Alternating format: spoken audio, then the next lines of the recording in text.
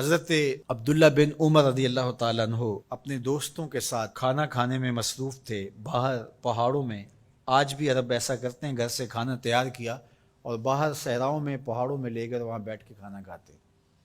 تو کھانا کھا رہے تھے تو ایک چرواہا بکریاں لے کے گزرا، تو آپ کے دل میں اس کے لیے محبت پیدا ہوئی، تو اس کو بلا کے کہا کہ تم بھی ہمارے ساتھ بیٹھ کے 2 لقمے لے لو۔ اس نے معذرت کی۔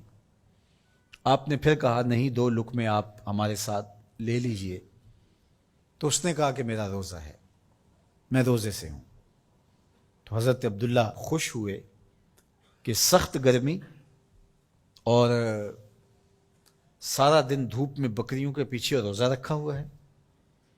آپ نے کہا کہ اگر ایک بکری تو ہمیں فروخت کر دے اور ہم ذبح کر کے اس کو تیار کر لیتے ہیں اور خود بھی کھائیں گے اور آپ بھی ہمارے ساتھ افطار کر لینا۔ اس نے کہا میں ان بکریوں کا مالک نہیں ہوں، میں چرواہا ہوں، یہ میرے آقا کی بکریاں ہیں اور میں بیچنے کا مجاز نہیں ہوں۔ بہت متاثر ہوئے عبداللہ ابن عمر رضی اللہ تعالیٰ عنہ۔ آپ نے اس کو مزید آزمانے کے لیے کہا کہ تو اپنے آقا سے کہہ دینا کہ بھیڑیا بکری اٹھا کے لے گیا تھا، تو ایک بکری ہمیں دے دے۔ تو اس نے ایسے آسمان کی طرف دیکھا اور کہا اللہ کہاں ہے؟ بس اس کا یہ انداز حضرت عبداللہ بن عمر کو اتنا بھا گیا، اتنا اچھا لگا کہ آپ جب یہ واقعہ سنایا کرتے تھے تو آنکھوں سے آنسو جاری ہو جاتے، اور فرماتے اس نے یوں انگلی کھڑی کی تھی اور آسمان کی طرف دیکھا تھا اور بار بار کہتا تھا اللہ کہاں ہے۔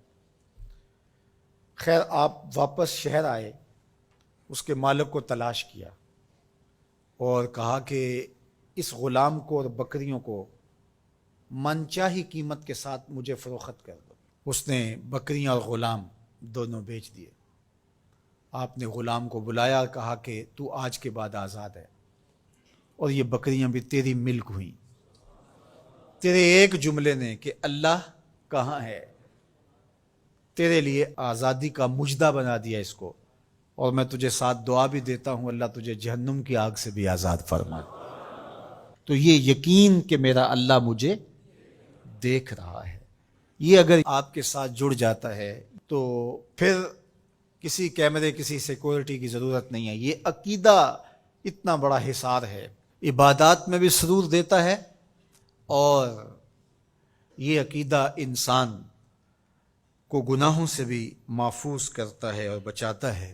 لیکن ہمارے رویے، اللہ تعالیٰ جل شانہ نے سورہ النساء کے اندر ارشاد فرمایا یستخفون من الناس ولا یستخفون من اللہ، کہ لوگوں سے تو پوشیدہ رہتے ہیں لیکن اللہ سے پوشیدہ نہیں رہتے۔ بلکہ ایک دوسرے موقع پہ ارشاد فرمایا سورہ الغافر کے اندر یعلم خائنۃ الاعین وما تخفی الصدور، جو آنکھ خیانت کرتی ہے اللہ اس کو بھی دیکھتا ہے، اور جو سینوں میں پوشیدہ ہوتا ہے اللہ اس کو بھی دیکھتا ہے۔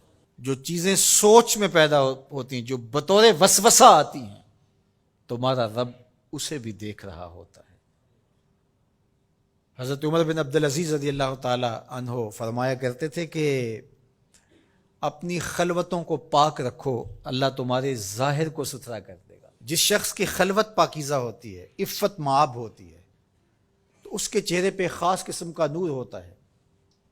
جو راتوں کی تنہائیوں میں اٹھ کے عبادت کرتا ہے اور اللہ کے حضور وہ الہا زاری کرتا ہے، تو دن چڑھے اس کے چہرے کے اوپر اللہ تعالیٰ ایک خاص نور پیدا کرتا ہے جس سے لوگوں کو سرور ملتا ہے اور لوگوں کے دل میں اس کے لیے محبت پیدا ہوتی ہے۔ اور جو تنہائیوں میں جرم کرتا ہے، گناہ کرتا ہے، اور لوگوں کی نظر میں کوئی ایسی چیز ہوتی بھی نہیں ہے، تو لوگوں کے دل میں اس کے لیے نفرت پیدا کر دی جاتی ہے، لوگ اس سے دور ہٹنا شروع ہو جاتے ہیں۔ یہ دلوں کے سودے ہیں۔ تو اس لیے اپنی خلوتوں کو پاکیزہ کیجیے۔